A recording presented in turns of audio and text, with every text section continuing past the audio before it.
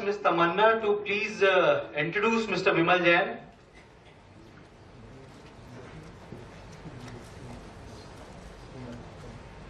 Good evening, sir. Good evening, everyone here. On behalf of all of us here, it gives us immense pleasure in welcoming Mr. Vimal Jain here for this service tax seminar for mutual fund distributors. Mr. Vimal Jain is indeed a very eminent personality in his subject.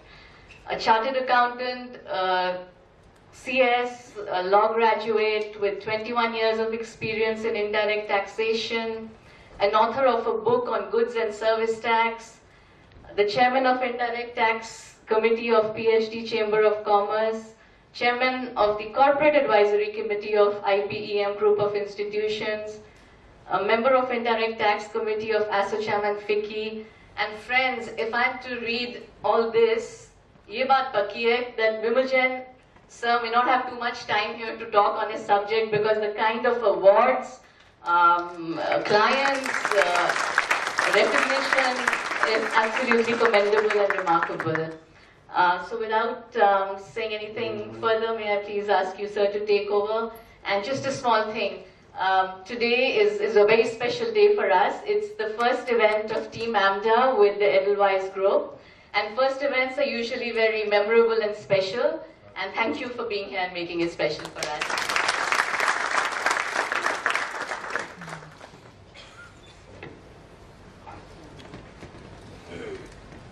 At the outset, let me thank organizers for inviting me today.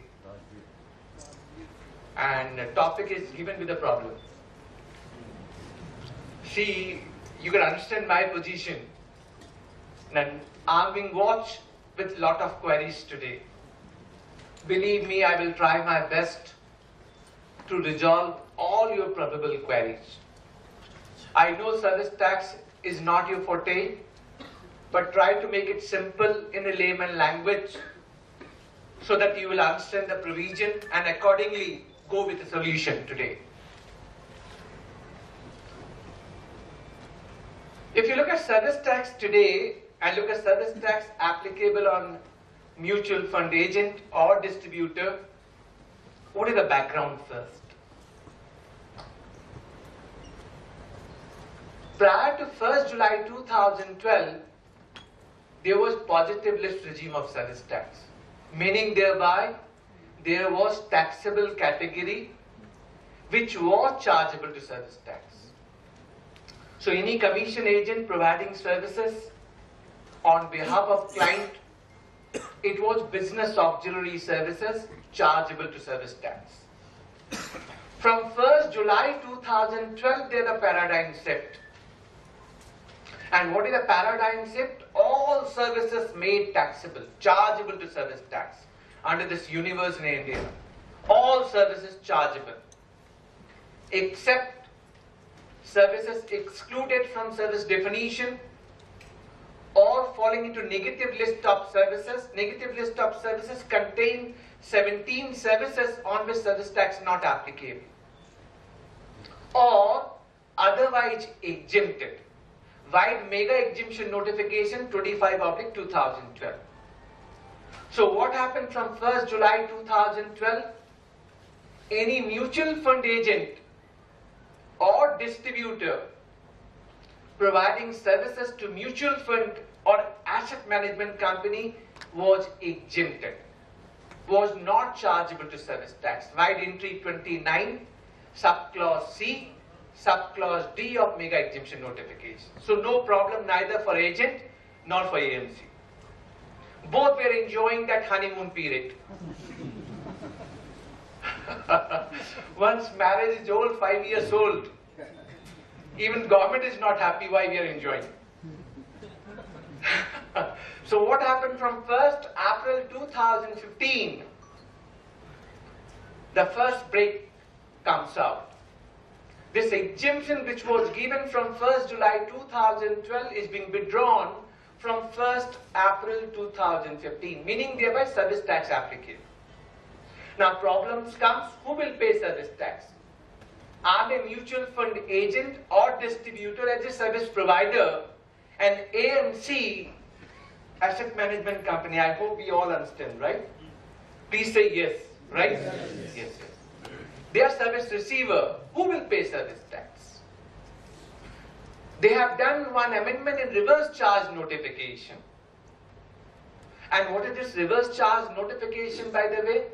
Under service tax, normally, generally, service tax to be charged, collect and paid by service provider, normally. Unless otherwise specified for service receiver to pay service tax. And that is called reverse charge mechanism. I hope I am clear to all of you. Normally, service provider has to charge service tax unless otherwise specified. So what happened from 1st April 2015? They have withdrawn the exemption, but at the same time they have inserted that any service provided by mutual fund agent or distributor to mutual fund or asset management companies under reverse charge. Meaning thereby, AMC is supposed to pay service tax under reverse charge for services provided by mutual fund agent or distributor. Not a problem. So until that, there was no issue. So 1 year passed through. From 1st April 2016, again they have amended reverse charge notification. Now they have deleted this reverse charge mechanism under which AMC has to pay service tax. Now it is normally forward charge. What is forward charge? Service provider has to charge service tax. They have to charge, collect and pay service tax. So all mutual fund agent or distributor providing services to mutual fund or asset management company, service tax applicable in the hands of agent. So they have to charge service tax. So there are a lot of queries cropping up. And you have got all probable queries. I do not know in what background this provision was amended, but I was told that the association who is handling mutual fund association, they wanted it should be put under forward charge mechanism. That is what being told, and that is there on public domain. Now we as individual are mutual fund agent or distributor providing services. Now we have to take registration. We have to charge. Then we have to think when I have to charge. If at all I have to charge, am I supposed to raise invoice? If at all I have to raise invoice, in what period? In how many days I need to raise invoice? Whether I have to raise invoice only after getting commission or before getting commission. How do I come to know that how much commission accrued to me for which I need to raise the invoice? If I don't raise invoice, what are the consequences? If I don't take registration, what are the consequences? If I delay in making payment, whether interest applicable, penalty applicable? If I am charging, collecting and paying, am I supposed to file service tax return? A lot many queries. So we'll go one after another, be interactive. Enjoy the technical session. That is the reason I was told, are you coming with a PowerPoint presentation? I said no. I said I will give my extempore presentation. So please feel free to ask the question. I will try to resolve all probable queries. Now we are standing on 1st April 2016. It is clear now mutual fund agent or distributor providing services to AMC, they have to charge under forward charge. So they have to take registration. So first question would be coming to your mind, when I have to take registration? The provision under service tax says if your taxable turnover crosses 9 lakh rupees, you have to take service tax registration. So first part is clear to all of you, right? Yeah. Now, aggregate value of taxable turnover in your hands. So you may be mutual fund agent, but you got lot many other output services. Maybe you are having one property, commercial property, you have let out. That is again chargeable to service tax. You are a chartered accountant. You're earning professional income, that is also chargeable to service tax. And you may be insurance agent, for which reverse charge applicable in the hands of insurance company. Though you're not charging because reverse charge applicable, but question comes whether that amount is part of my taxable turnover. So those questions we need to answer today. So first of all, we need to understand its aggregate value of taxable turnover from all taxable services of Bimal Jain, from all premises across India. Let's say I have 4 offices across India. So I'm not talking about individual office of Delhi only. From 4 offices across India, taxable turnover crosses 9 lakh rupees, I have to first take registration. Hope clear, right? Perfect. Now, can I enjoy a small scale service provider exemption? Meaning thereby there is one limit under service tax, and that limit is 10 lakh rupees. And what this... Not an issue, sir. My humble request for the benefit of other participants, please switch off. Not switch off, put your mobile on flight mode. You can enjoy watching movies and WhatsApp in a flight mode. Come back. When aggregate value of taxable turnover crosses 10 lakh rupees, then only you are supposed to charge service tax. Meaning thereby, you can enjoy SSI exemption with a condition. And what is condition? If aggregate value of taxable turnover in preceding financial year, meaning thereby I am talking about 16-17 today. If I want to enjoy SSI exemption, then I have to see if my aggregate value of taxable turnover in financial year 15-16 is less than 10 lakh rupees. I can enjoy small scale service provider exemption. While notification number 33/2012. So might we can note down just notification for your reference for future sake. This notification is very important for all of you. So if my aggregate value of taxable turnover is less than 10 lakh in financial year 2015-16, then I can enjoy SSI exemption in 16-17 up to 10 lakh rupees. So what is the answer coming out? If my turnover crosses 10 lakh in 16-17, then I have to charge service tax only on or after 10 lakh rupees. Am I clear? Now question comes how to calculate this 10 lakh rupees. Last year AMC was supposed to pay service tax under reverse charge, right? And I may have earned more than 10 lakh rupees as a commission, on which reverse charge service tax paid by AMC. Whether that would be part of this 10 lakh rupees for my calculation is the first question, right? Yes. What is your take? Yes. To my considered answer, no. To my considered answer, big no.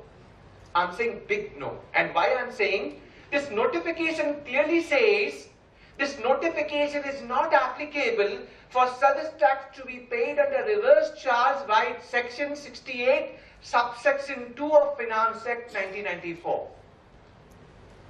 So this 33/2012, and now as a layman try to understand.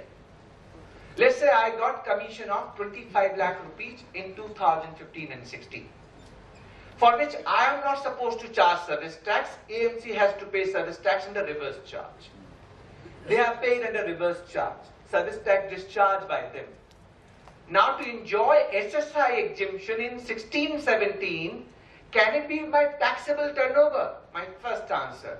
If it is taxable turnover in my hands, and it was taxable turnover in the hands of AMC, then it would be duplication first. Are you getting my point? Yes. Duplication.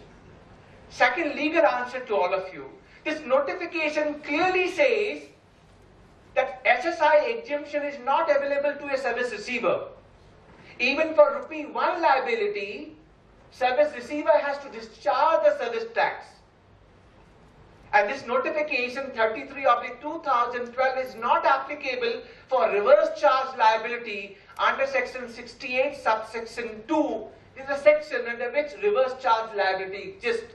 Read with notification number 30/2012. So first, those who sounded very loudly that if I have earned more than 10 lakh rupees last year, I will not be able to enjoy SSI exemption in current financial year is incorrect to my knowledge. So, balle balle? Is it balle balle? Yes. Is it balle balle? Now I was listening when I came, your distinguished members, I do not know his name, but he was saying number of things that Tamanna did like this, some lawyer did like this, and at a reasonable cost.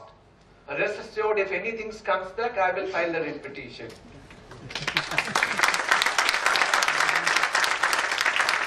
If reverse charge on which AMC pays service tax last year cannot be included in my taxable turnover, if it is included, that would be duplication, right?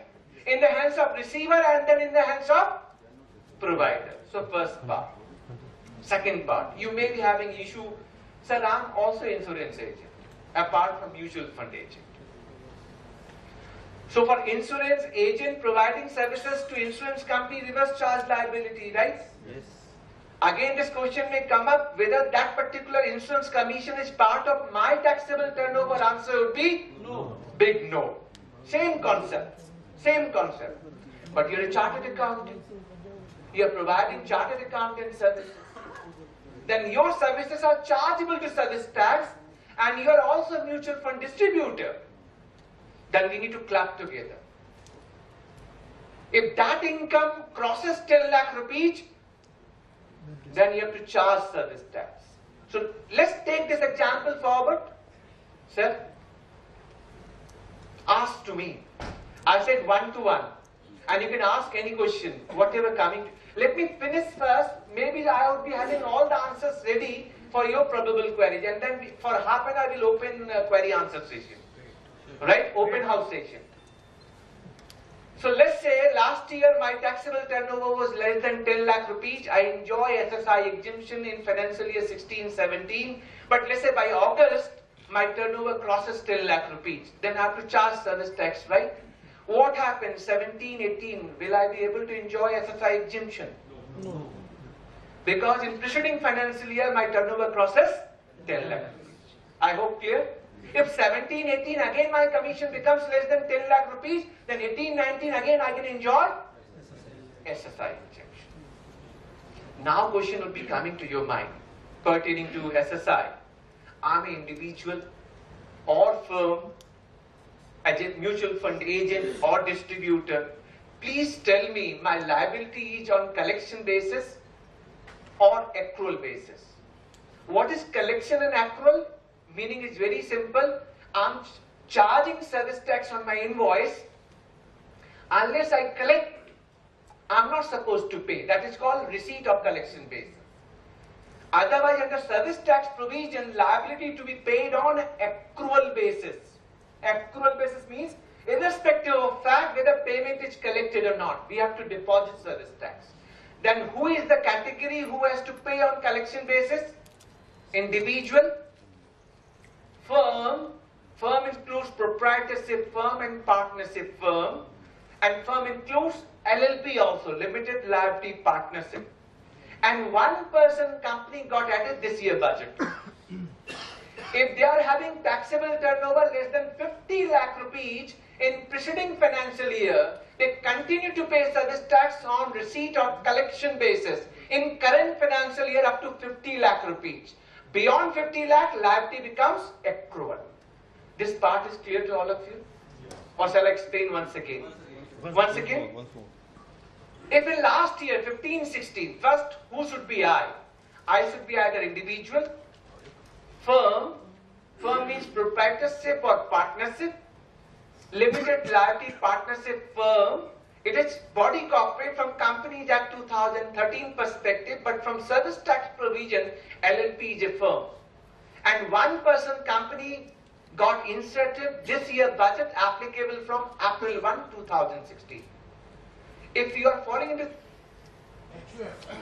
I will tell you, HUF is not collection basis, only quarterly. That is the reason I said, let me finish. Maybe I have all the answer, probable answer, whatever you want to listen today. Then we'll open the question answer session. So no, I'm not jumping to HUF. Don't listen to HUF now. Go with me. Individual, firm includes LLP and one-person company. Only these are the categories they have to pay service tax on collection basis. Otherwise, all other SSC, if you're a distributor and you're a company, you have to pay service tax on accrual basis. Am I clear? What is the condition? Provided you have taxable turnover less than 50 lakh rupees in preceding financial year, 15-16. Less than 50 lakh rupees. You can continue to pay service tax on collection basis in current financial year 16-17 up to 50 lakh rupees. If your turnover crosses 50 lakh rupees, you have to pay on accrual basis. And similar provision, what happened in 17-18? Can you pay on collection basis? Answer is no. I hope you all got it right. Right? Perfect.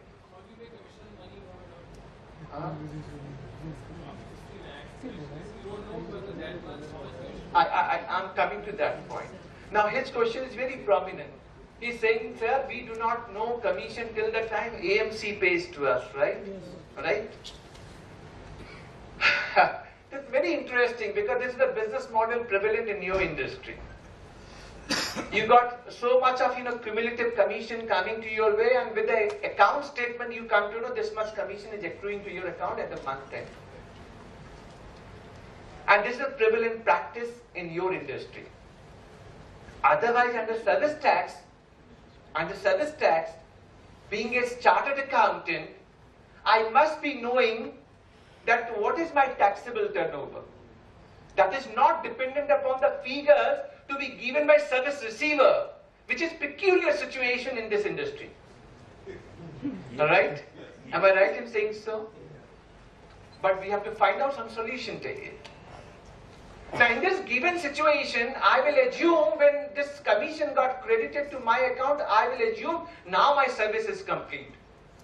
If commission is not getting credited to my account, I will assume nothing has happened from my side. Am I right in saying so? Yes. Say yes or no. Yes. In this given situation, there is a POT rule, point of taxation rule. I said now service provider has to charge service tax under forward charge. So when you will raise invoice for charging service tax, and you yourself is saying, sir, I don't know. On 30th April when I get the account statement, then only I come to know this is the taxable services I provided for which this commission is accruing to me. So what is my answers to all of you? In terms of Rule 4A, Service Tax Rule 1994, the provision says we have to raise invoice within 30 days. Within 30 days from the date of completion of service or receipt of money, whichever is earlier. Whichever is earlier. So completion you don't know, but you know the receipt of money which is happening on 30th April. So meaning thereby you should raise invoice within 30 days from the receipt of money. But what is POT, point of taxation, for depositing service tax? Rule 3 of POT rule says earliest of the three. Earliest of the three. And what are the earliest of the three? Date of receipt of money. Date of invoice, provided invoice raised within 30 days from the completion of service. There may be a possible situation that apart from this commission, you can identify your service. And where you say my service is complete, then you should raise invoice within 30 days from the completion of service. If you don't raise invoice within 30 days, then date of completion of service. So 3 milestones I'm giving. I'm repeating once again. Earliest of the 3. Date of receipt of money. Or date of invoice, provided invoice raised within 30 days from the completion of service. If you don't raise invoice within 30 days, then date of completion of service, earliest of the 3. So let's say commission accrued to my account on 30th April, and I have not raised invoice, and I do not know when completion would be tantamount as if then date of receipt of money would be the POT. Am I clear to all of you? Yes. Clear? Now, when I need to pay? So 30th April, under service tax one provision next, all SSC has to pay service tax on monthly basis. Except, all SSC has to pay service tax on, except individual, firm. Again, firm means sole proprietorship and partnership. Firm includes LLP. One person company having taxable turnover of 50 lakh in preceding financial year. This taxable turnover only for one person company. And HUF got added this year budget only from April 2016. Only these SSC will pay service tax on quarterly basis. On quarterly basis. And what is the due date? If it is monthly, by 6th of next month. If it is quarter, then by 6th of month following the end of the quarter. So April to June by 6th July. July to September by 6th. October to December. Except March. Whether the month or quarter ending March, liability to be paid by 31st March. So have you got the provision now?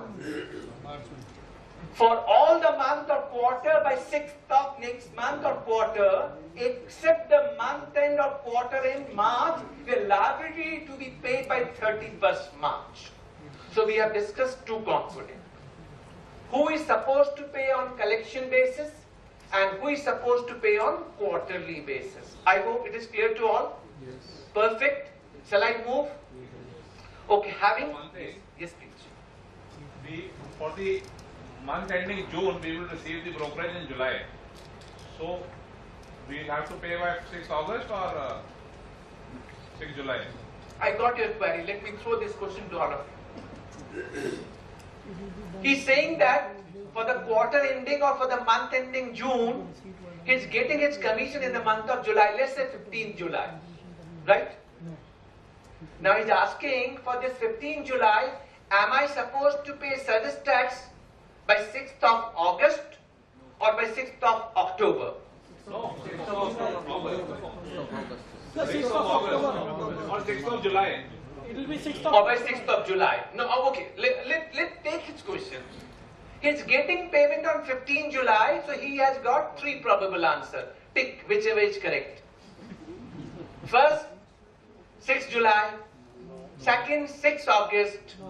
Third, 6th October. You are so loud, वो डर जाएंगे. आप ऐसे मत डराइए. I'm saying now, what is POT? Earliest of the three. What I said? Date of receipt of money, which is 15 July. After that, date of invoice, provided invoice stage within 30 days, which is not the case. If you don't raise invoice within 30 days, then date of completion of service. That is also not known at this point of time. 30th June. Let me throw to all together. That is the reason I'm practically discussing. So he's getting payment on which date? 15 July. Right? So POT is 15. So you have to pay by 6th August in case of company. If you're an individual, firm, HUF, one person company, then July to September by 6th of October. Hope clear to all of you now? Perfect? Sure? Registered? Yes. Huh? I said April, May, June commission, if you are getting on 30th June. Listen. Sir, listen here. Now again interesting. They say AMC is very good, sir. They pay commission on 30th June for April to June. But his AMC is not paying by 30th June, his AMC is paying by 15th of July. What would be the answer? If I'm getting commission on 30th June, I have to pay by 6th July. POT arising on 30th June. Right? If I'm getting on 15 July, then POD is 15 July, and since I'm the category of quarterly payment, then July to September would be applicable. Hence, I have to pay by 6th of October. Any doubt? I'm only saying that, sir. I do not know when you are getting commission. All of you get same. So you get quarterly. Monthly you get. Huh? Staggered over a month. Staggered over a month. On an average. Okay.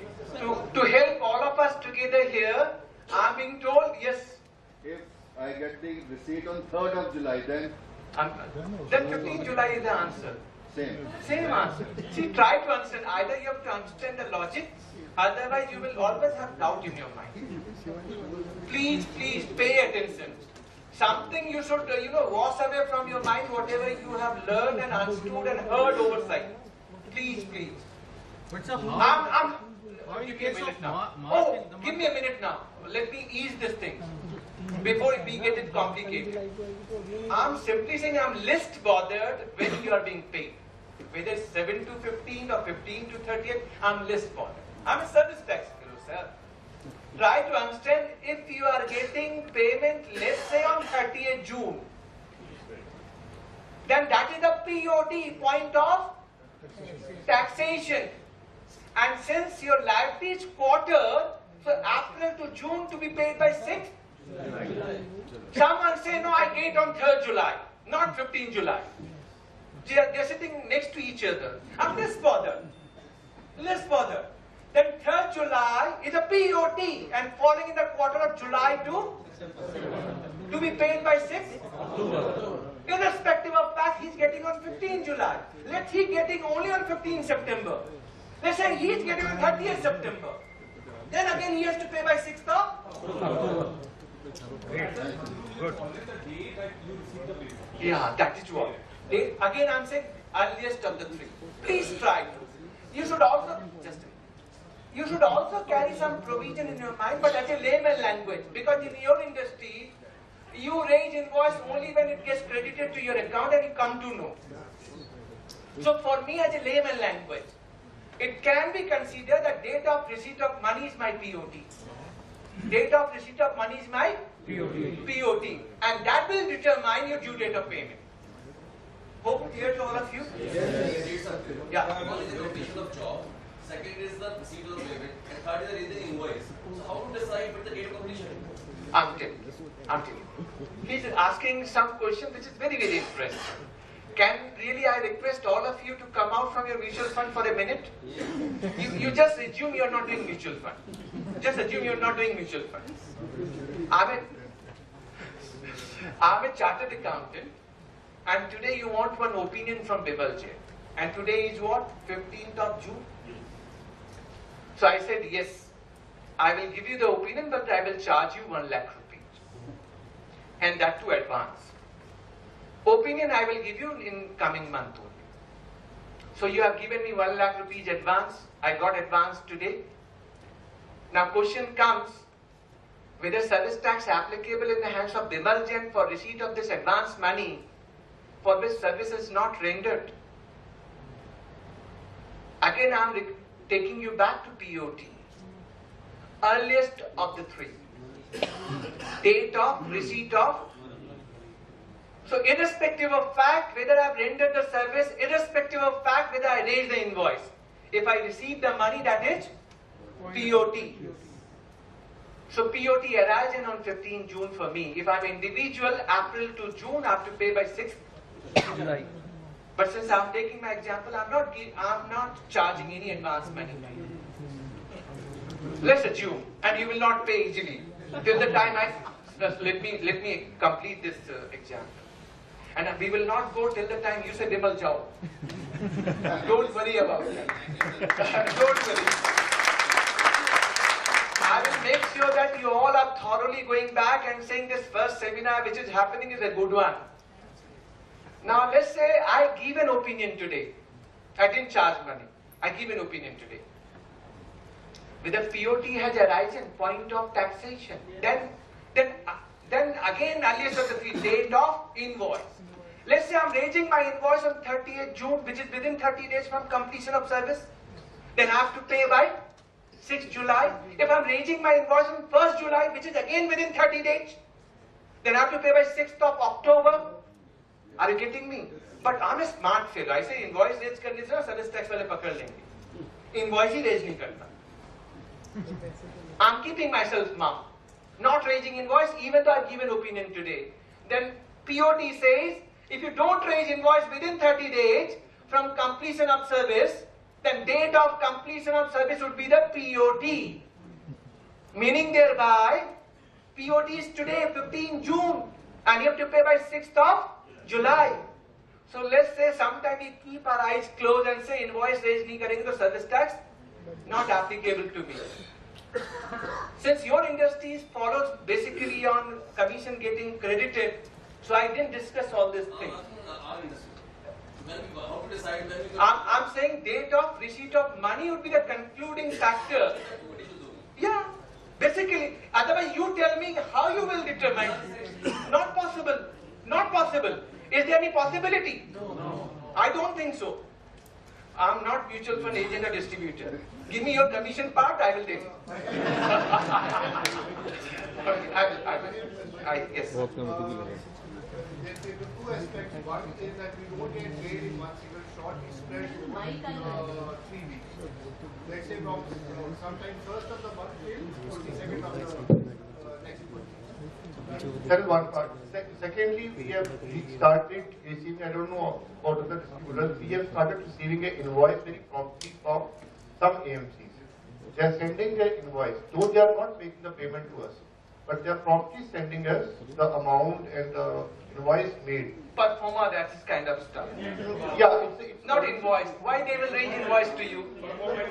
Performa. Yeah, they just, you can say a format or the amount is intimated in that. That is the intimation to you that to your account this much activity is being done and this much accrued to you, which would be payable by so and so date.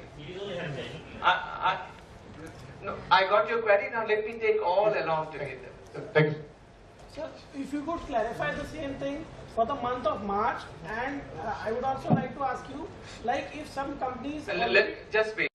I'm finding that we are overlapping on each other and we are asking our own probable queries which we got registered. You have to just pause, let me answer him first, and I promise to all of you I will not go till the time you say goodbye to me. So just keep your query. If it is not related to, just pause yourself. He's saying that I'm getting commission in a phased manner and that's spread over from 15 to first to 22nd of for next month. That is what he's saying. See, he has said two questions simultaneously. One, he said, I'm getting, one kind of letter from AMC company whereby they are intimating me that this much activity is done by you for our behalf and this much is accrued to you. Whether that is invoice, why they will raise invoice? They will not raise invoice. They are only sending a letter which is intimating about your activity and your probable accrued commission account by the end of the period, whatever period defined with that AMC company. Whether that is of any use, see, if it is performa, then performa is always subjective to plus and minus, to my considered knowledge. But in our industry, mutual fund industry, I really assume whatever amounts gets credited, that is the actual number. That is the actual number. I'm less bothered what you're sending to me. No issue, sir. So I'm only saying that from 1 to 22nd of next month in three tranches, he's getting the payment. For me, then 3 POT will arise. For me, 3 POT will arise. And this POT will be interesting when it passes from June to July. Let's assume I got 2 tranches in June and 1 tranche in July. Oh. Let's assume, sir, for the sake. All I'm trying to say is all of us get sure shot. Sir, try to understand. If you are getting by 30th June all 3 tranches, then you have to pay by 6th July. Simple. But I'm creating little complication for your understanding sake. Let's say you are getting 2 trenches in June and 1 trench in July. Then for July trench your POT would be October. Try to understand what you're getting. I'm listening. Again, try to understand. I'm here for service tax answering. Maybe your operational numbers may vary from one situation to another situation, but you have to really follow the concept I sold it out. Now, please, you're asking March 1. Yes, sir. Sir, March. Yeah, please ask once again. I was asking you what will happen for the month of March. As you said, the last date would be 31st March. Yeah. So if the March commission is always stated in... Perfect. So he's asking... Oh, no, not an issue. Just his question is very valid. Please listen to it. I'm appreciating. Just that means, for the month of March, it is not for you, for all of us is the problem. Please tell me the restaurant which is on till 12 midnight. Hotel which is on till 12 midnight. How they will pay? Oh, don't say like now. The same problem is government is... No one from government side, right? Otherwise, मेरा ही sandwich बनाओगे आप. See, this we repeatedly telling to the government, sir, for the March you wanted me to pay on 31st March. Please tell me, how do I come to know that this service is completed on 31st March? At least you give me some leverage, which they have not given. So what is the answer? For you guys, you are not required to bother about. If you're getting something on 31st March, which you will come to know only on 6th April, let's assume. Problem is always there. I agree. So your POT horizon by 31st March, you should have paid by 6th April, by 31st March, which you didn't do that, you have to pay along with interest. So for March, you have to go to AMC company and say, sir, for March, please, either you give us some clarity that what is accruable to us by 31st March, so that we can discharge our liability. Otherwise, have some mechanism. If you're getting only on 6th April, then your POT is 6th April, even though it is pertaining to Jan to March quarter. Are you getting me? So this is again commercial convenience. I was talking to Mukeshji, and Mukeshji has given me 9-page frequently asked questions. He thought Bimal is coming, pura use kar lo iska. Pura use kar lo, and 9 pages frequently asked questions. So मैंने सारे question बहुत deeply पढ़े. But some questions are very logical, where AMC has to come forward. Yesterday I was talking to Tamanna. Tamanna is there? Yeah. I wanted her to get me connected with AMC. And none of the AMC company come forward to talk to me. Not a single one. From the biggest to whatever. No one is here. No one. Because everyone's clueless. Tamanna, do you agree with my... I'm not mutual fund agent or distributor. Yeah. Now problem is that when I'm coming for this seminar, at least I'm taking a pain to speak to AMC company. I'm trying to understand their business model, because now it's a forward charge. They might not be bothered, but we are the small fellow who has to charge and pay service tax. So we have lot of queries in our mind, how it can be sorted out and bridged unless they come forward. And how many AMC companies? They are number, you can count on fingers, but we are huge in numbers. So my whole, I'm not criticizing them, sorry sir. So abhi bolenge Bimal ji aage criticize karke. No criticism. I'm only saying that this is now forward charge applicable from April 1, 2016. Please try to create a platform wherein you need to create your probable queries, and this could be your probable query. This should be taken up by the organization to give it back to AMC company. So please tell me for 31st March or March ending what you will do. Are you getting, Tamanna, my point? So we are the representation point from, see, we have to carry on doing the business together. We are the partner in doing the business. We cannot creep them. We are partner with them. So we have to seek convenience of both of us together. So I'm only saying that that may be operational issues, but need to be sorted out. Shall I move to next topic? Yes. Sir, regarding threshold limit, we have received target from the various AMCs. That's all the notice. What they have said? What they have said? You are not allowed to calculate threshold limits. You you have to pay for day one. There is no threshold limit 10 lakh rupees. It's official intimation by the MC. And we have been told that they are paying. Sir, again, first of all, please understand, I'm neither from AMC company. I'm neither from government side. I'm giving you my service tax opinion, FOC, free of cost. I'm telling you what is threshold amount if AMC company wanted you to charge service tax on even rupee 1. On even rupee 1. Can I have your attention, please? If AMC company want you to charge service tax even on rupee 1, again your organization has to go back and tell them, sir, can't I use SSI exemption in terms of notification number 33 of the 2012? If it is not available, why it is not available? Sir, we have been told by various AMCs, they have taken the advice from KPMG and other companies also, and they advise them this threshold limit is not applicable to the agents who are under the adverse coverage the last year. See, I'm less bothered with the KPMG, EY, Deloitte. I'm Vimal Jain by brand today. And I'm telling you, I will argue your case to them. Please file your point to them. I will take up your point. Now, why they would be saying, I'm telling you, may be probable. If you provide service under brand name or trade name, can I have your attention, sir? If you're providing service under brand name or trade name, then SSI exemption not available. Might be that is the context they are working on. What is the brand name and trade name? What is the brand name and trade name? McDonald is the brand name. Birla Sunlight is the brand name. Edelweiss is the brand name. And I'm working as a franchisee. So what happened in this situation? Please try to understand as a layman. I'm an agent. I'm representing company to my client. And my client knows that I'm representing Edelweiss only. Whether I'm working on a trade name or brand name, that's a different story. Like you go to Maruti, any showroom, repairing center, or Samsung repairing center. They're working on a Samsung name.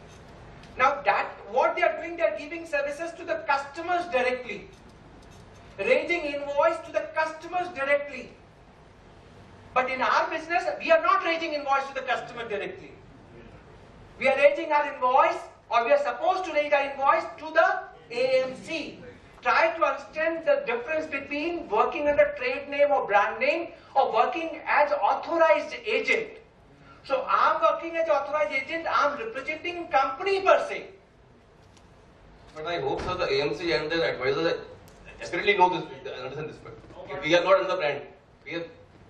I've given my, I've given my straight black and white. Did I say anything in between, if and buts?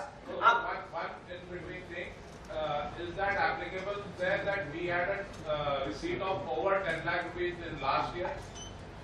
Now he's asking from a brand name, not an issue. I'm taking everyone concerned. Why to only advantage to you, advantage to all of us together. He got receipt more than 10 lakh rupees in preceding financial year.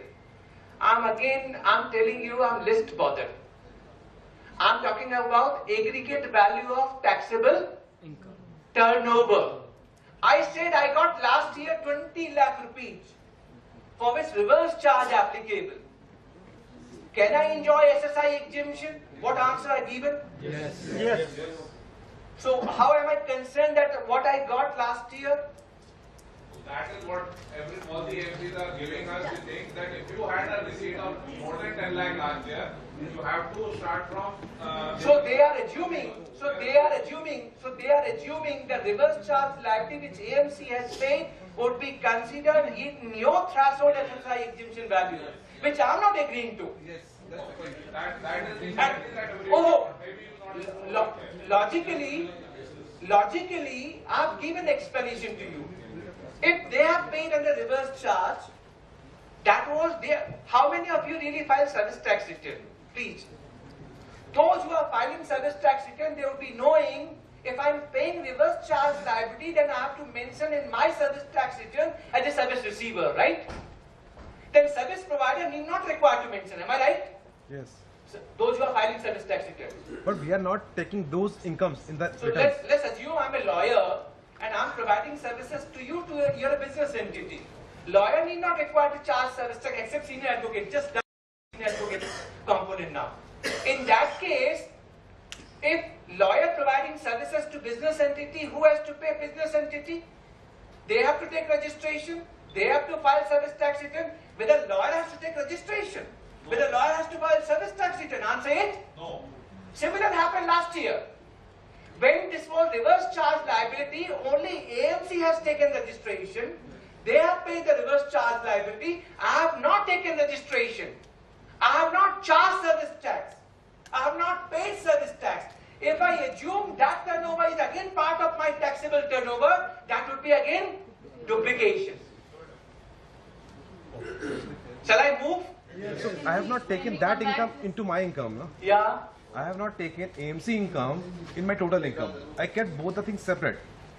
So my taxable turnover would be counted as Your taxable turnover only. counted as total turnover minus AMC commissions.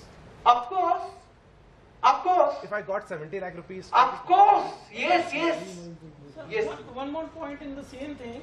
Like you said, even in insurance also, companies are charging service tax. But That should be excluded. But they are charging service tax only for the renewal commissions, and for fresh business they are not charging. So in that case, we have to include the fresh business value in this. What is this? Like, I mean, a new case. Can you explain what he's saying? I'm sorry, I didn't hear this question. No, then just wait. Let me first through with him. What I am asking you is, insurance companies, they deduct service tax.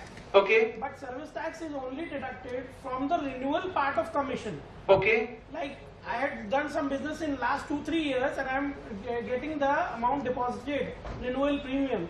It is not on first premium. No, no. Is it the case? Yes. And it is in pertaining to which kind of insurance policies? All policies. So they are deducting only on renewal, right? So Okay. what do I do in this case? Okay. And now what is your query? My query is which then for the new business do I need, because they consider new business as selling a product, not rendering a service. That is the main point. Now from service tax, I do not understand what they are understanding. I understand my service tax provision, which I can explain to you. Any insurance agent providing services to insurance companies under reverse charge? Yes. Unless otherwise it is exempted. Unless otherwise it is exempted. There is specific entry under mega exemption notification, entry 26, 26A, 26B, 26C. Thereby certain general insurance policies and life insurance policies as specified are exempted. Otherwise, for all insurance services, be it life insurance, be it reverse charge applicable. Now in the first policy, they are not deducting anything which you said.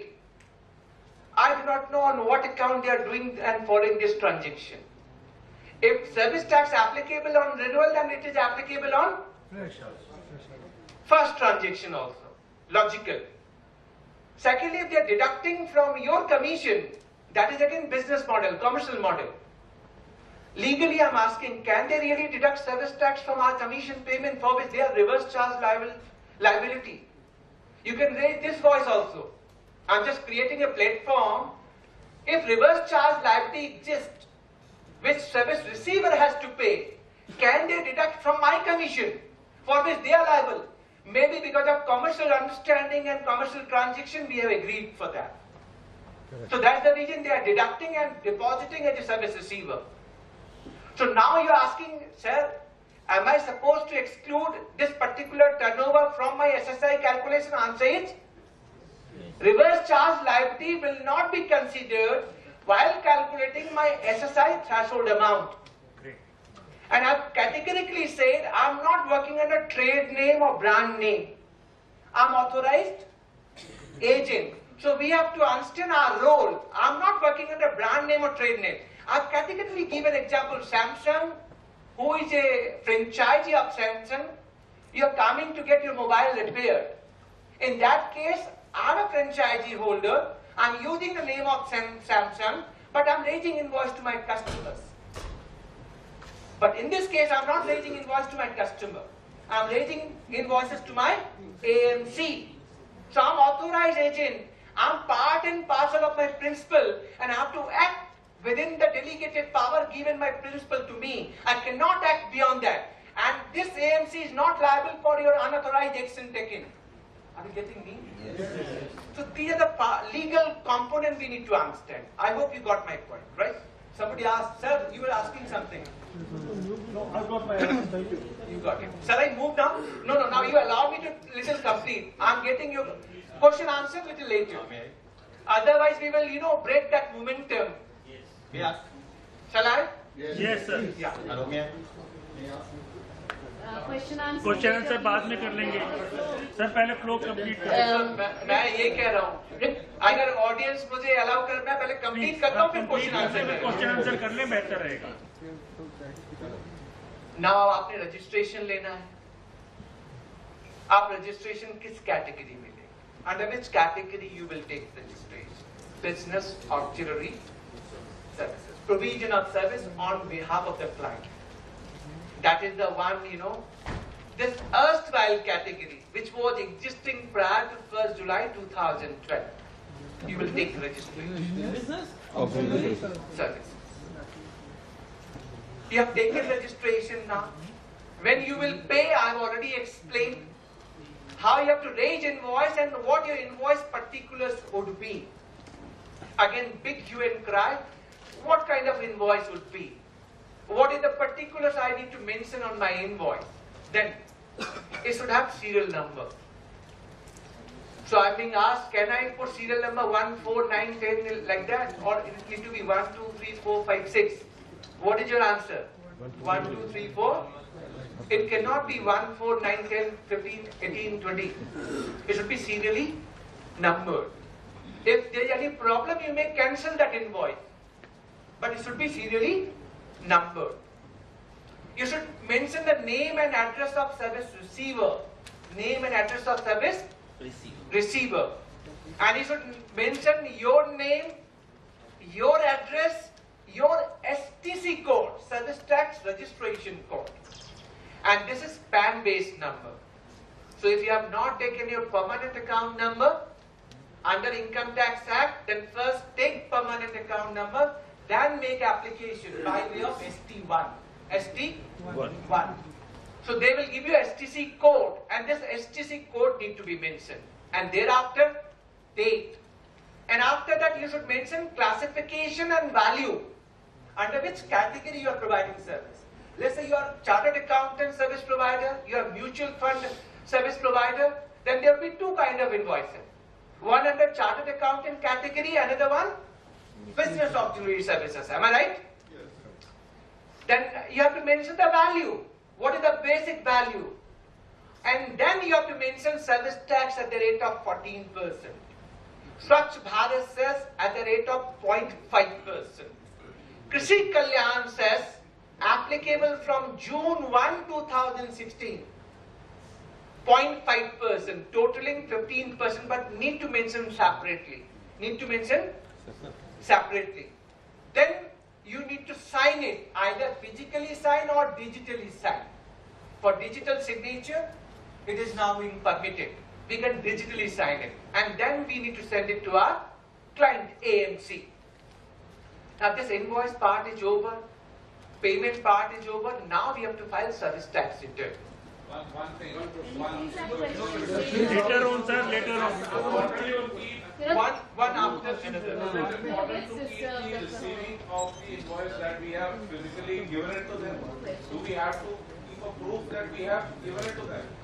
Now he's asking, is it necessary to substantiate that I should give my invoice or keep proof with me that I have handed over? My answer is big no.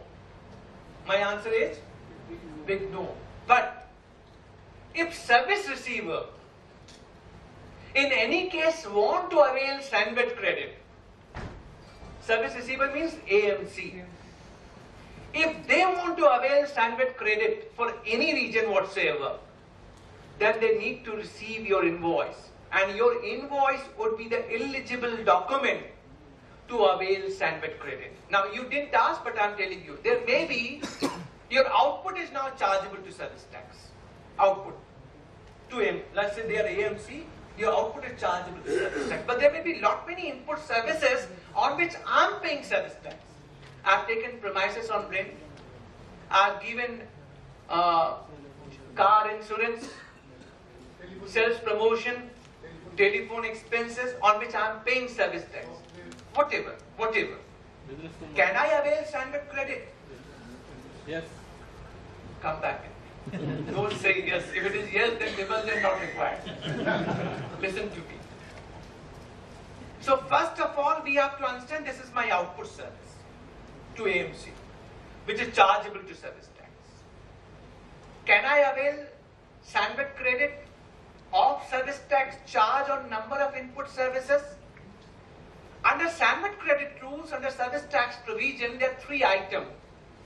Capital goods like laptop, on which if I pay excise duty, and I got excisable invoice with me. Excisable invoice. Do you understand meaning of excisable invoice? No. Let me tell you, for the benefit of all. When we go to a market, we buy laptop, they are only charging VAT on the invoice, right? That is called tax invoice. Excise is already included in the pricing for the chargeability of VAT. That is not excisable invoice. Excisable invoice is raised by either manufacturer or first stage dealer or second stage dealer. So when excise duty is specifically charged on excise invoice, and it is excisable invoice in terms of Rule 11 of Central Excise Rule 2002, then you can avail excise duty credit also as a capital goods. This is the capital goods. Excise duty paid on inputs. Inputs are not there for you, so I'm not discussing. But input services are there, on which I'm paying service tax. Can I avail 100% credit on all input services? My answer is no. So what all input services you should avail credit? Input service definition is being prescribed under Rule 2, Sub-Rule L of Sandbet Credit Rules 2004. And they say any input service used by service provider for the provision of taxable output service. But it shall not include construction, works contract, meaning thereby I may got this office constructed, on which contractor has charged service tax for of this office, and from this office I am giving services to AMC.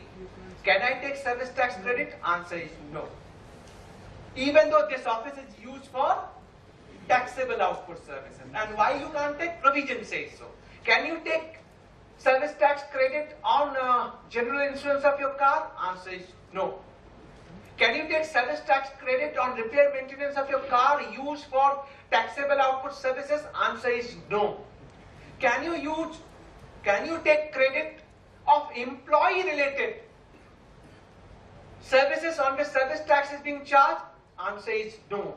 Bearing these no, all input services credit would be available, like telephone, like renting, like software, whatever you say. So I've said what is no, after no, whatever left out credit is available. But again, you have to be very careful. What is it? Now you'll be thinking, boss, ये तो बड़ा आप service tax expert बना के छोड़ोगे. But this is how the provisions are. Now this credit would be available to me. Similar in the case, this question I was answering whether I'm supposed to take a receipt of my invoice.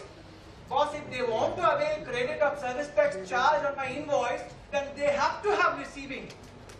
Then only they can avail credit. Otherwise, similar case with me, can I avail credit without receipt of my software invoice? Answer is no. So if I want to avail credit, I have to have receipt of invoice in my hand, and that is the eligible document to avail credit. I hope you got it right. Clear to all? Clear to all? So now this. See, now again you are getting into business model and operational model. See, my answers to you, all of you would be, If you are a religious service provider, you are less bothered whether they are receiving or not receiving. You should send your invoice through official channel, which may be your speed post, registered AD post. So tomorrow if audit comes up, then you can substantiate to service tax department. Maybe you are asking for SSI, you may be 5 crore guy, maybe 10 crore guy. Then you need to have documentation in place, sir, I've sent this invoice. And this is how my, courier receipt, by which I send the invoice. So I'm only answering, you do not look yourself from SSI perspective. Look at from the perspective of genuine and legitimate service provider. And send your invoice. Let them acknowledge, let them not acknowledge. If they want to avail credit, they will definitely demand invoice from you. Clear to all of you? Shall I move? They have many branches, they have head office. Is it necessary we raise the invoice on the head office or we get it on the Now he's asking a very good question. He's saying that I got 29 branches across India. I'm a distributor, 29 branches across India. But head office in Delhi. Am I supposed to take 29 registration? Just pause. There's a concept of centralized registration under service tax provision. And when centralized registration can be taken, either you are maintaining centralized accounting or invoicing. So if you are having centralized accounting system or centralized invoicing system from the premises, then that premises can be registered as a centralized registered unit for all 29 offices across. Then you need not require to take registration for 29 offices. And this particular office where from you are maintaining centralized accounts or centralized invoicing would be the registered premises for discharging service tax liability. Clear? Any other query? I have. Yes. Sir, supposing our first 6 months, let's say till 30th of September, our total receipt is less than... Just wait. It's again going irrelevant. Let me finish my presentation. Yeah. Let me finish my presentation. So regarding this invoice, can you raise my invoice on the local office? Small request, the entire flow of the presentation would get completely, it won't derail and it won't defeat it'll defeat the whole thing. So can you have your presentation? Sir, I've and said the to all questions? of you, I will not go till the time you say goodbye, Jai Hind. तो आप wait कीजिए मेरे साथ, मुझे मेरी presentation को officially sum up बोलने दीजिए. If something left out, I will answer it. Right? No more questions till then. Shall I move? Now I got registration done. I given the answer on centralized registration because it was relevant one. Now I said standard credit concept also, which is also explained to all of you. Now we have to file service tax return. Under service tax return is a half yearly return. April to September by 25th of October. October to March by 25th April. We have to file, and this return again half yearly return, so you have to keep data with you month-wise. If you're individual firm and HUF 1% company, then quarterly. And this data needs to be filled up in service tax return, and it should be online file on acs.gov.in, their government website. If you want to take registration, again you have to go to acs.gov.in. There you have to take the registration. So service tax return is being filed. Now probable queries may come, sir, I don't take registration. I have not taken registration. I am late in taking registration. Whether any penalty? 10,000 rupees. Under section 77 of Finance Act. You delay in making payment of service tax. Whether there is any interest liability? Of course, interest applicable. It was very much higher rate of interest. 18% up to 6 months, 24% 6 to 12 months, and beyond a year 30% rate of interest, now rationalized and simplified. It is now 15% applicable from 14th May 2016.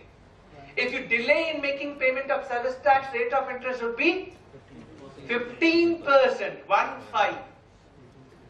Except when service tax collected but not deposited. But under service tax, rate of interest would be daily basis, not like income tax calculation. If delay is 1 day, then they calculate full month. But under service tax, it is per day basis. Am I clear about it? So interest. Is there any penalty if I don't pay? Penalty is also applicable under section 76, which is called non-fraud cases. And there is one section 78 which talks about fraud cases. And what could be fraud cases? I'm suppressing my numbers. I'm not disclosing my numbers. I'm in collusion with the company and not discharging service tax liability. That is called fraud cases. And what could be non-fraud cases? I'm not paying because I was not knowing the provision. I'm not paying because financial acute crunch. My liability is accrual, but I have no money, I have not collected. So in that case, section 76 penalty would be applicable. And section 76 penalty is up to 10% of tax amount. If you pay within 30 days from the issuance of so-called notice, no penalty. If you pay within 30 days from order in original, only 2.5%. But if it is a fraud case, penalty would be equivalent of your tax amount. Equivalent of tax amount. It will get reduced to 15% if you pay within 30 days from so-called notice, reduced to 25% if you pay within 30 days from order in original. So I thought these is summarization from mutual fund perspective. Now you can ask any question and we can open the floor for any probable query and answer. Yeah. I like to take from the back, they will come forward. Yes, please. Yeah, from this one. Sir, वहाँ पे mic दे आप किसी को. Tamanna, can we have mic there?